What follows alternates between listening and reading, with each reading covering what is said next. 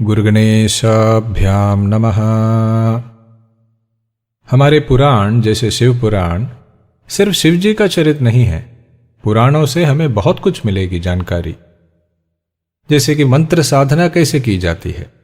आज हम शिव पुराण में ओंकार, गायत्री और सोहम, इन तीनों के बारे में जो बताया है उसे जरा देखते हैं। देखिए, शिव पुराण में ऐसा नहीं है कि मात्र पंचाक्षर मंत्र के बारे में बताया है।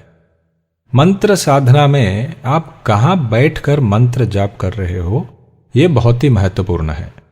आपको शायद पता होगा, पुण्य नदियों का एक ही किनारा दिव्य होता है। मतलब किसी भी स्थान में नदी के एक ही किनारे में आपको मंदिर, मठ ये सब मिलेंगे। शिव पुराण में बताया है कि नदी के दक्षिण में मंदिर और मठ बनाना चाहिए। ये प्रवाह की दिशा के ऊपर भी है, पर इस बात पर ध्यान देते थे। मंत्र साधना हर दिन एक ही स्थान पर बैठकर करें, चाहे वो मंदिर हो या अपना घर। एक ही कमरे में एक ही दिशा में देखकर करें। स्थान बदलो मत। स्थान बदलते रहना उचित नहीं है। मंत्र साधना आसन पर बैठकर ही करें, जैसे कुशासन, कपड़े का आसन, रेशम का आसन। हर मंत्र के साथ एक ध्यान स्वरूप भी होता है। हर देवता के कई स्वरूप होते हैं, पर हर एक मंत्र के साथ एक विशेष स्वरूप जुड़ा रहता है। जैसे शिव जी का स्वरूप पंचाक्षर के लिए और मृत्युंजय मंत्र के लिए अलग अलग है। मंत्र जपते समय इस स्वरूप को जानकर उसी स्वरूप में मन को एकाग्र करके करना चाहिए, नहीं तो मंत्र सिद्ध नहीं होगा। अब हम देखेंगे कि इन तीनों मंत्रों की साधना करते समय मन में क्या होना चाहिए, मन में क्या कल्पना होनी चाहिए। प्रणव, गायत्री और सोहम, ये तीनों मंत्र। इससे पहले जप संख्या। सुबह सबसे पहले ओंकार 1008 बार, इसके बाद गायत्री 1008 बार, इसके बाद सोहम 1008 बार। दोपहर को 108, 108, 108। सायंकाल में 28, 28, 28। ये तीव्र साधकों के लिए है। बाकी के लोग अपने समय और रुचि के अनुसार कम संख्या भी कर सकते हैं, लेकिन संख्या स्थिर रखो। ऐसा नहीं कि आज 1008 किया और कल 108। अगर 108 है तो हर दिन 108, 1008 है तो हर दिन 1008। पर जो भी संख्या है, तीनों समय करें, सुबह, दोपहर को और शाम को। सुबह 108, दोपहर को 11 और शाम को 5 बार, जो भी है, जैसे आप कर सकते हो। तीनों समय करना है अवश्य। सनातन धर्म में तीनों संध्याओं का बहुत ही महत्व है।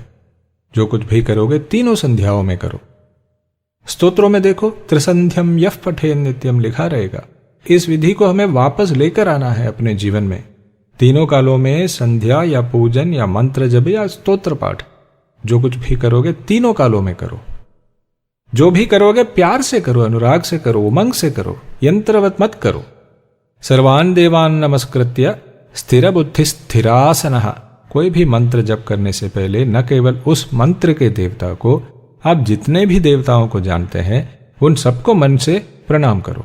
मान लो कि वे सब आपके सफलता के लिए आपके पास आए हैं, उनको पहचानो, उनको प्रणाम करो। ओंकार का जप क्यों किया जाता है? जीव को ब्रह्म से मिलाने।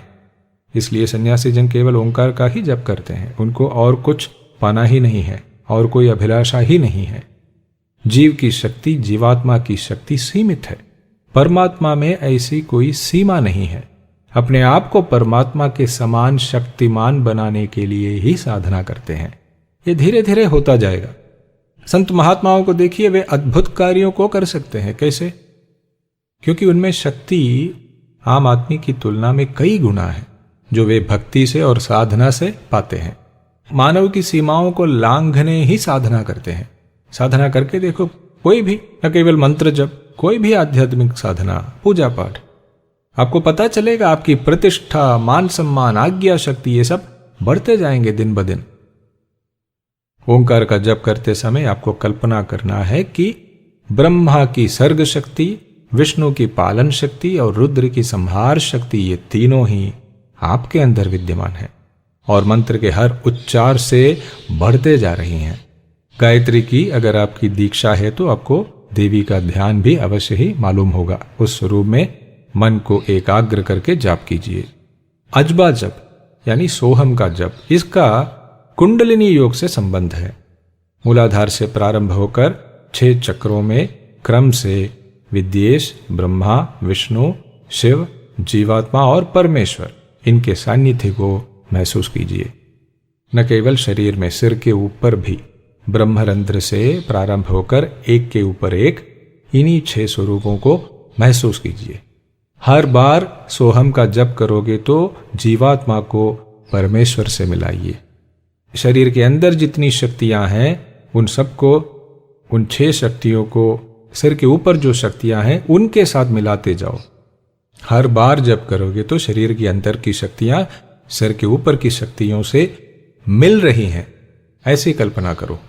इस प्रकार 1000 बार जाप करने से आप आगे के 1000 जन्मों को रोक देंगे। भविष्य के जन्मों को।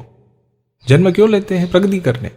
वो प्रगति आज ही हो जाएगी, ऐसे कल्पना करके जप करने से तो जन्म लेने की आवश्यकता ही नहीं बचेगी। शिवाय नमः।